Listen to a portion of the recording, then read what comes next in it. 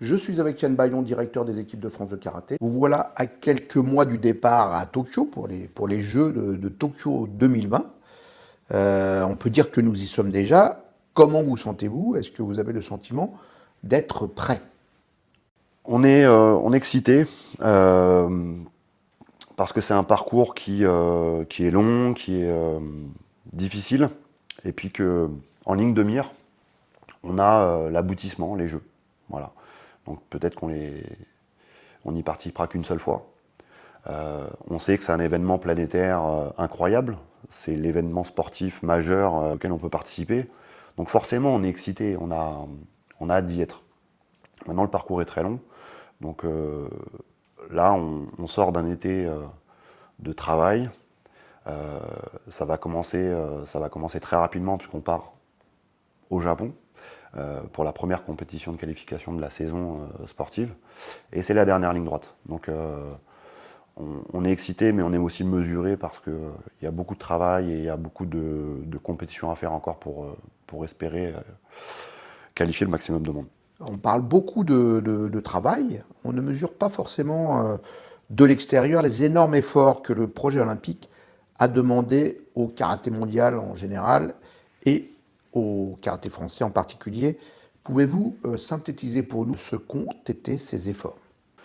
Bah déjà, les efforts ont été des efforts de la part des sportifs déjà, parce qu'il a fallu créer un pôle olympique spécifique à cette préparation.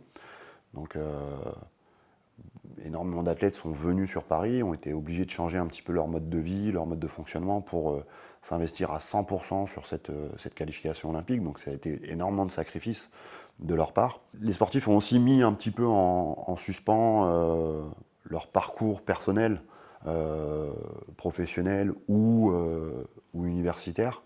Donc on a été obligé de trouver des moyens pour pouvoir les aider, les accompagner avec des contrats d'image, des conventions d'insertion professionnelle. Voilà, mais ça reste quand même des sacrifices importants pour eux. Et puis ensuite, c'est un investissement très très important de la part de la fédération. Déjà avec l'organisation du tournoi de qualification olympique, c'est quelque chose de très important parce qu'on voit que la fédération a tout mis en œuvre pour pouvoir aider au maximum les sportifs à se qualifier. Le tournoi de qualification, c'est le tournoi de la dernière chance. Donc l'organiser chez nous, c'est un privilège. Et je sais que la fédération s'est battue pour pouvoir l'organiser. Donc ça montre l'intérêt de la fédération de réussir ces Jeux. Et puis après, bien évidemment, il y a un investissement financier important de la part de la fédération pour pouvoir se structurer davantage et être en adéquation avec ce qu'imposent ce genre de compétition et ce genre de préparation. Les compétitions tous les mois, ça demande beaucoup d'investissement. On traverse le monde sur 2 saisons. Le ministère aussi, du fait qu'on soit une discipline olympique, a augmenté un petit peu ses aides, donc nous a permis de pouvoir nous renforcer à tous les niveaux. Aux yeux des athlètes, c'est un rêve de participer aux Jeux.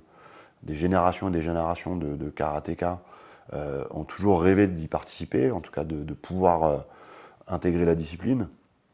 Ça n'a pas été le cas. Aujourd'hui, cette génération a la possibilité de participer aux Jeux et ça engendre énormément de pression. Surtout quand on sait le système de qualification qui est très drastique. Pouvez-vous nous en parler, nous expliquer comment il fonctionne? C'est un système de qualification qui est très complexe parce qu'il est long, qui a énormément de compétitions, de qualifications, mais il est aussi très complexe du fait de son organisation, de son format. Les Jeux Olympiques, c'est 80 compétiteurs pour le karaté, alors que sur un championnat du monde, c'est 80 compétiteurs par catégorie quasiment. Donc on voit qu'il y a une énorme différence. Ensuite, pour revenir sur le championnat du monde, vous avez 10 catégories en combat, 5 pour les garçons, 5 pour les filles, avec le maximum de pays engagés. Vous avez les compétitions par équipe, les katas individuels hommes et femmes, et les compétitions kata par équipe.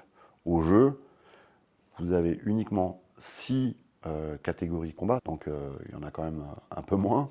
Vous n'avez plus les équipes. Et puis pour les katas, vous avez uniquement deux catégories, hommes et femmes. Donc ça réduit au maximum le nombre. et on sait qu'il n'y aura que 10 qualifiés dans chaque catégorie.